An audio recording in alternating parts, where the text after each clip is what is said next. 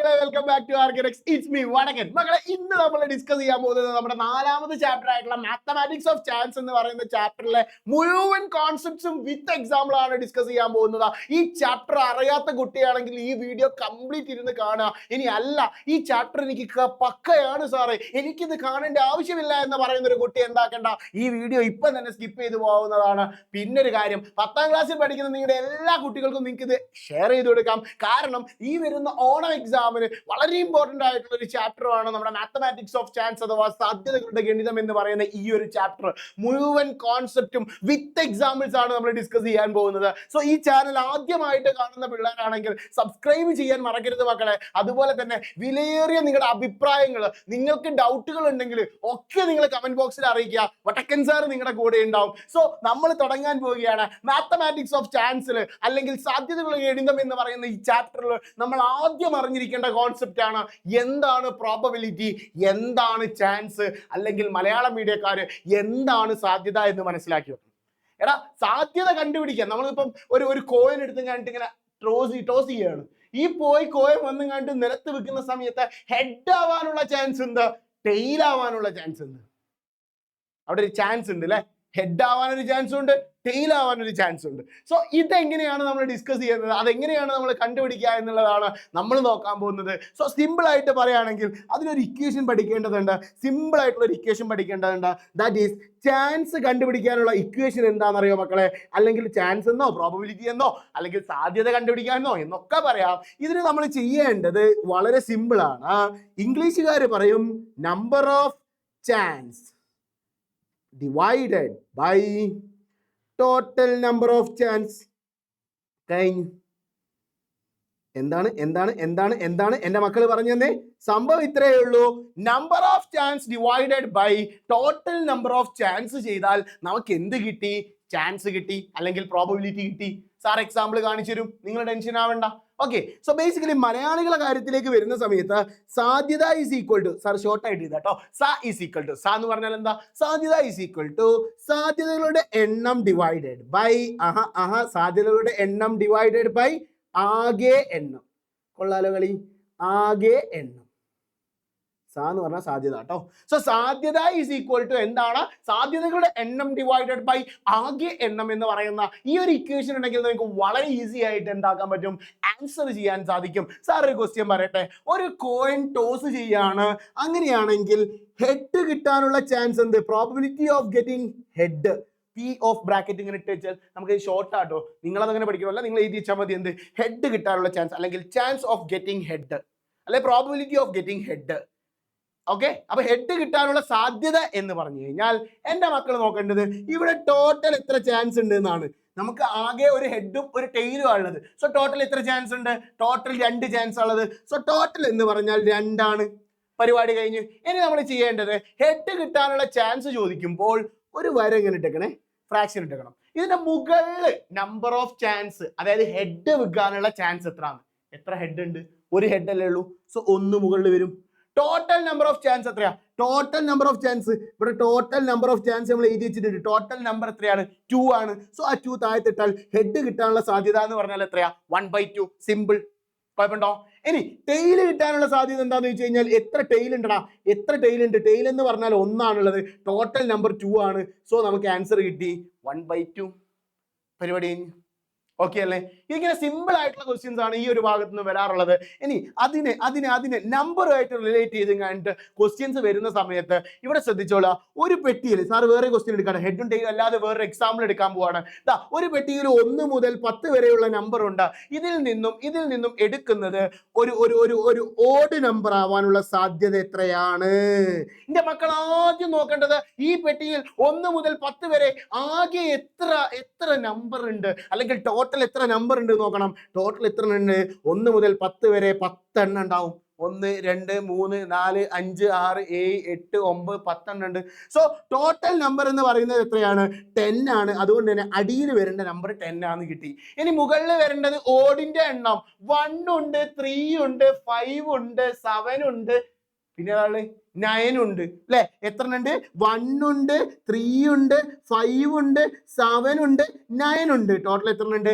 5 ഉണ്ട്, 5 ഉണ്ട്. So odd കിട്ടാനുള്ള ചാൻസ് എന്ന് പറഞ്ഞാൽ എത്രയാടാ? 5/10 ആണ്. അതിന് വേണമെങ്കിൽ നമുക്ക് ചെറുതാക്കി 1/2 എന്ന് എഴുതാം. സിമ്പിൾ സിമ്പിൾ, കുഴപ്പമില്ലല്ലോ. നെക്സ്റ്റ് എന്ന് പറയുന്നത് സാർ ചോദിക്കട്ടെ, what is the probability of getting A prime number? എൻ്റെ മക്കള് പറഞ്ഞു തരണം, എന്താടാ പ്രൈം നമ്പർ എന്ന് പറഞ്ഞാൽ? എടാ പ്രൈം നമ്പർ എന്ന് പറഞ്ഞാൽ സാറ് പറഞ്ഞുതരാം. പ്രൈം നമ്പർ എന്ന് പറഞ്ഞു കഴിഞ്ഞാൽ ആദ്യം നമ്മൾ മനസ്സിലാക്കേണ്ടത് പ്രൈം നമ്പർ 1 മുതൽ 10 വരെ എത്ര പ്രൈം നമ്പർ ഉണ്ട് എന്ന് നോക്കണം. 1 മുതൽ 10 വരെയുള്ള പ്രൈം നമ്പർ ഏതൊക്കെയാണെന്നറിയോ? 2 ഉണ്ട്, 3 ഉണ്ട്, 5 ഉണ്ട്, 7 ഉണ്ട്. അപ്പൊ എത്ര പ്രൈം നമ്പർ ഉണ്ട്? 4 പ്രൈം നമ്പർ ഉണ്ട്. എത്ര പ്രൈം നമ്പർ ഉണ്ട്? 4 പ്രൈം നമ്പർ ഉണ്ട്. അപ്പം പ്രൈം നമ്പറിന്റെ എണ്ണം എന്ന് പറഞ്ഞാൽ 4 ആണ്, ഡിവൈഡഡ് ബൈ ടോട്ടൽ നമ്പർ അല്ലെങ്കിൽ ആകെ എണ്ണം എന്ന് പറഞ്ഞാൽ 10 ആണ്. അപ്പൊ മലയാളം മീഡിയക്കാർ ചോദിക്കും, എന്താ സാറേ ഈ പ്രൈം നമ്പർ?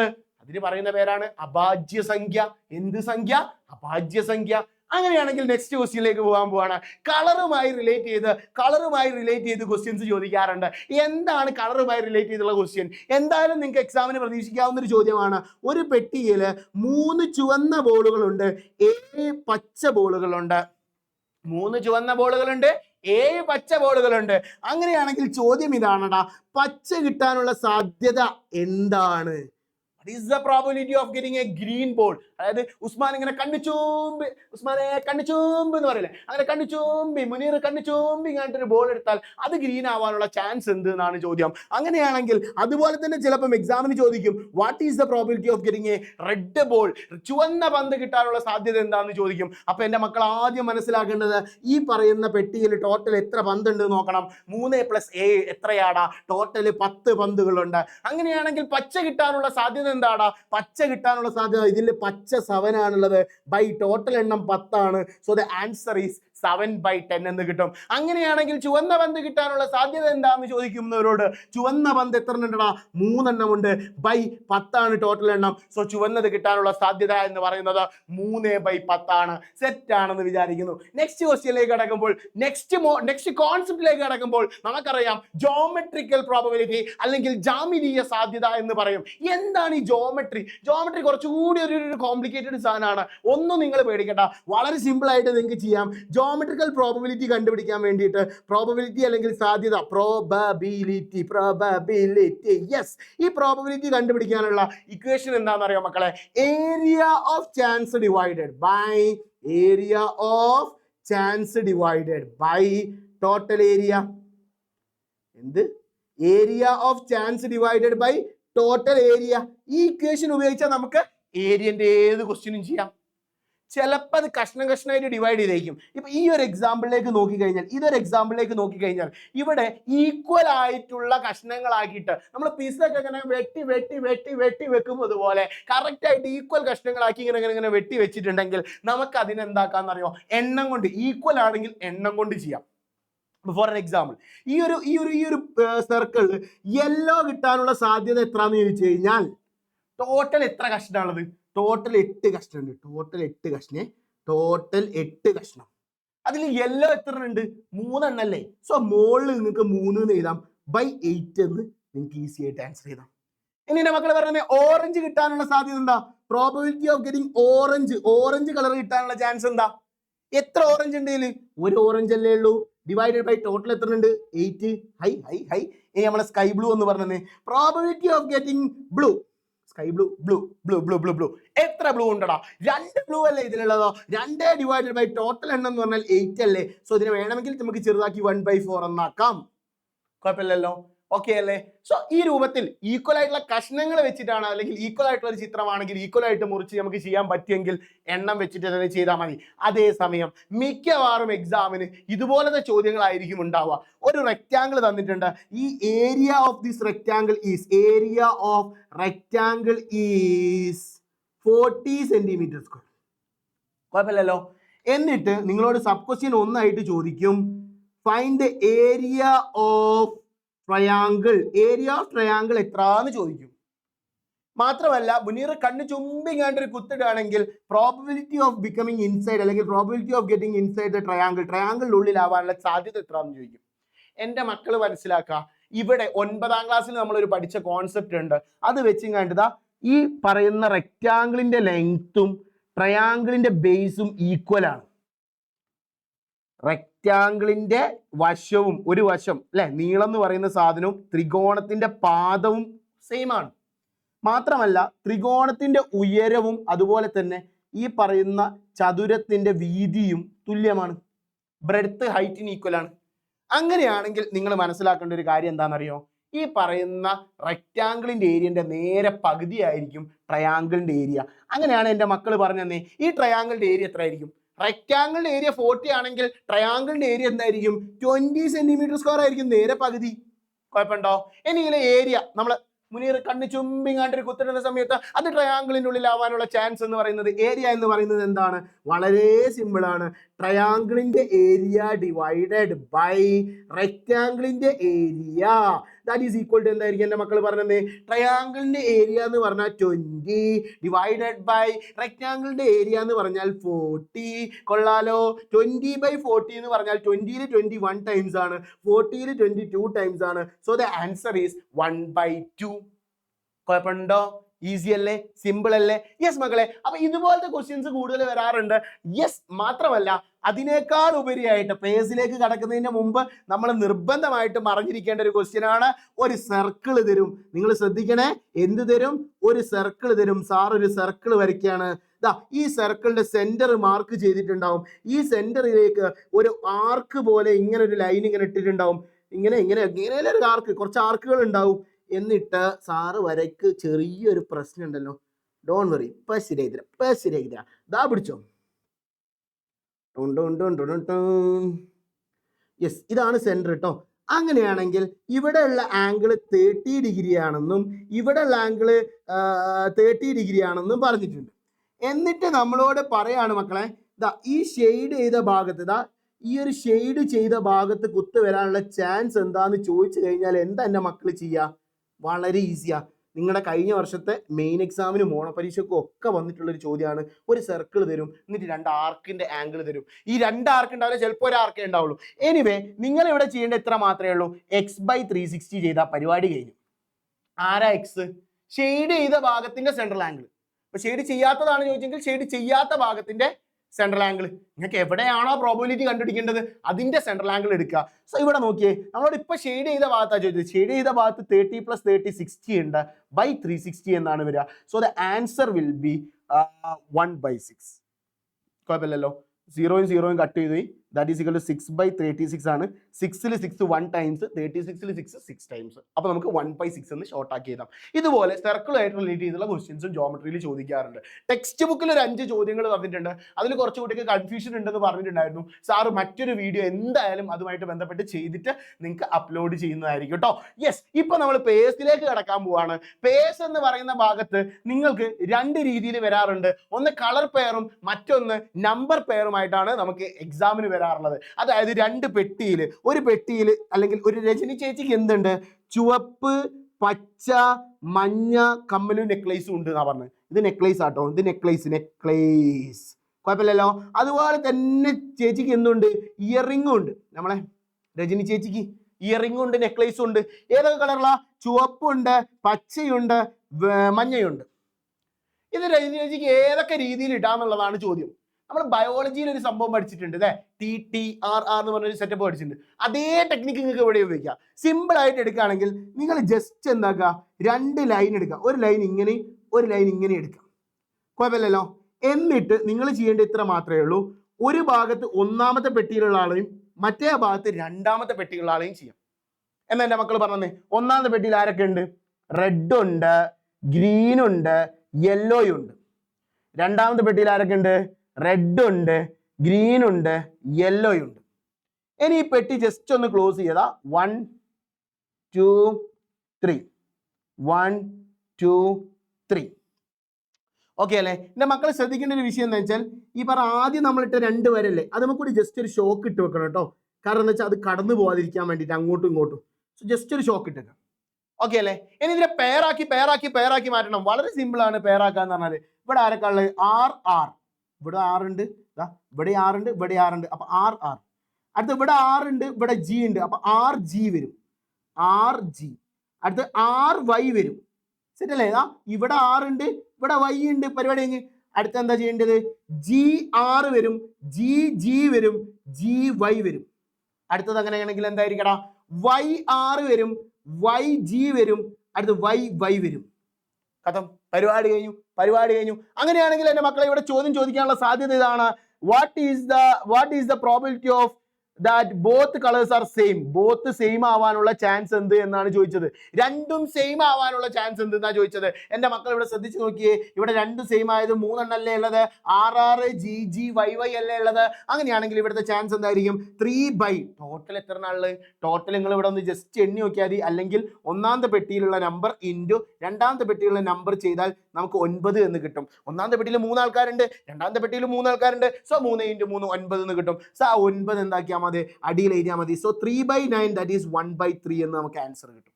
ബോത്ത് സെയിം ആവുന്നത് 1/3 ആണ്. അങ്ങനെയാണെങ്കിൽ അടുത്ത ചോദ്യം, ബോത്ത് ഡിഫറന്റ് ആവുന്നത് എത്രയുണ്ടടാ? ബോത്തും ഡിഫറന്റ് ആവാനുള്ള ചാൻസ് എന്താണെന്ന് പറഞ്ഞെന്നേ, വേഗം പറഞ്ഞെന്നേ. ഡിഫറന്റ് ആയിട്ടുള്ളത് എത്ര ഉണ്ട്? ഇവിടെ നോക്കിയേ, 1 2 3 4 5 6. So the answer will be 6/9. That is equal to 2/3. Set അല്ലേ? അടിപൊളിയായിട്ട് നമുക്ക് മനസ്സിലായിട്ടുണ്ട്. ഇതുപോലെ ഇത് ടെക്സ്റ്റ് ബുക്കിലുള്ള ഒരു ക്വസ്റ്റ്യൻ തന്നെയാണ്, അതുപോലെ ഞാൻ ചെയ്തു എന്ന് മാത്രമേ ഉള്ളൂ. ഇനി കളർ കോമ്പിനേഷൻ അല്ലാതെ നമ്പർ ബേസ് ചെയ്ത് ക്വസ്റ്റ്യൻ വന്നു വിചാരിക്കുക. സിമ്പിൾ ആയിട്ട് പറയുകയാണെങ്കിൽ ഒരു പെട്ടിയിൽ 1 ഉണ്ട്, 2 ഉണ്ട്, മറ്റൊരു പെട്ടിയിൽ 1 2 3 ഉണ്ട്.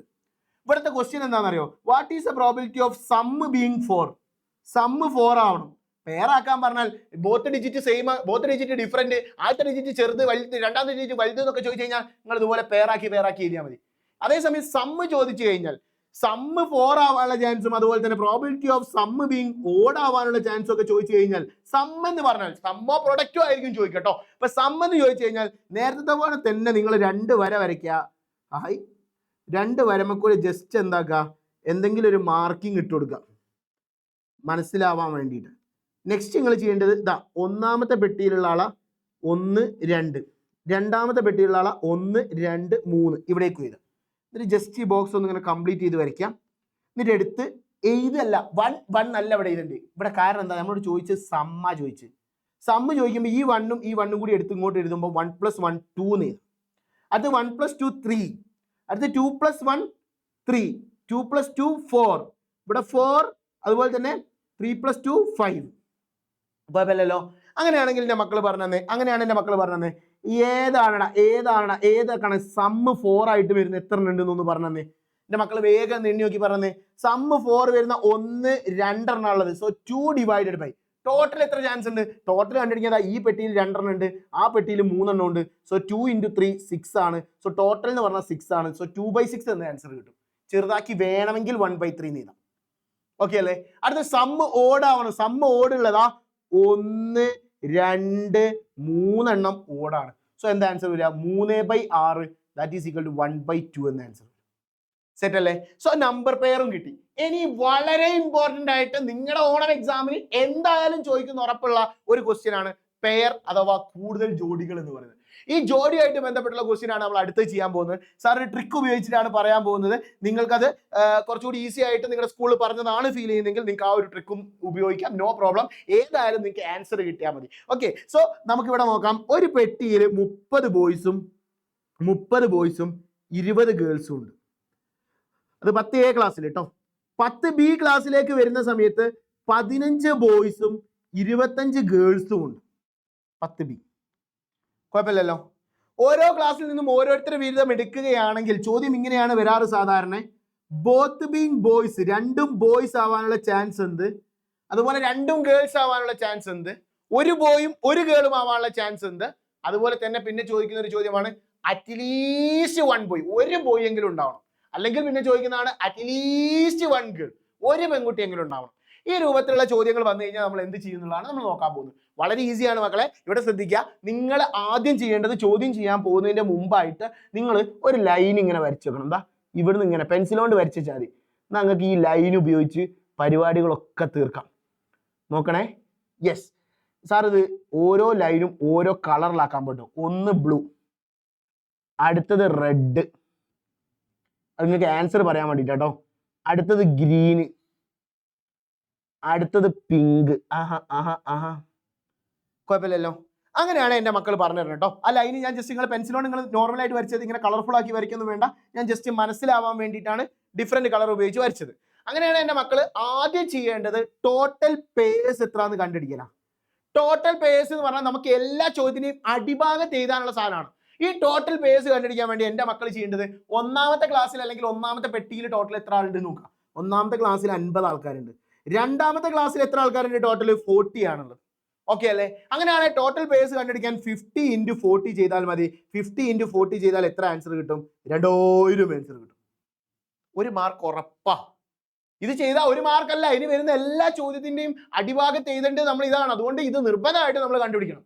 നെക്സ്റ്റ്, ബോത്ത് ബീയിങ് ബോയ്സ് എന്ന് ചോദിച്ചു കഴിഞ്ഞാൽ അടിയിൽ 2000 തന്നെയാണ് വരിക, ഒരു മാറ്റവും ഇല്ല. ഇനി എൻ്റെ മക്കൾ പറഞ്ഞേ, ഇവിടെ 4 ലൈൻ നിങ്ങൾ 4 കളറിൽ വരച്ചു വെച്ചിട്ടുണ്ട്. ഇതിൽ ഏതിന്റെ അറ്റത്താണ് രണ്ടും ബോയ് ആയിട്ട് നിൽക്കുന്നത്? ഏത് ലൈനിന്റെ അറ്റത്താണ് രണ്ടും ബോയ് ആയിട്ടുള്ളത്? റെഡ് ആണോ, ഗ്രീൻ ആണോ, പിങ്ക് ആണോ, ബ്ലൂ ആണോ? വളരെ സിമ്പിൾ ആണ് അല്ലേ? ആ ലൈറ്റ് ബ്ലൂവിന്റെ രണ്ടറ്റത്തും ബോയ്സ് ആണ്. സോ ആ ലൈൻ എടുക്കുക, ആ ലൈനിന്റെ രണ്ടറ്റത്തുള്ള നമ്പർ എടുക്കുക. That is 30 × 15. That is equal to 450 divided by 2000. പരിപാടി സിമ്പിൾ. അടുത്ത തന്നെ മക്കൾ നോക്കിയേ, ബോത്ത് ബീയിങ് ഗേൾസ് എന്ന് ചോദിച്ചു കഴിഞ്ഞാൽ രണ്ടും പെൺകുട്ടി ആവാനുള്ള സാധ്യത ചോദിച്ചു കഴിഞ്ഞാൽ അടിയിൽ 2000 ഇടണം, ഒരു മാറ്റവും ഇല്ല. മുകളിൽ ഏത് ലൈനിന്റെ അറ്റത്താ 2 ഗേൾസ് ഉള്ളത്? ദാ നോക്കിയേ, റെഡ് ലൈനിന്റെ അടുത്തല്ലേ? സോ ആ നമ്പർ എടുത്ത് ചെയ്താ 20 × 25. That is equal to 500 divided by 2000. ആഹാ ആഹാ ആഹാ, സിമ്പിൾ അല്ലേ? സിമ്പിൾ അല്ലേ?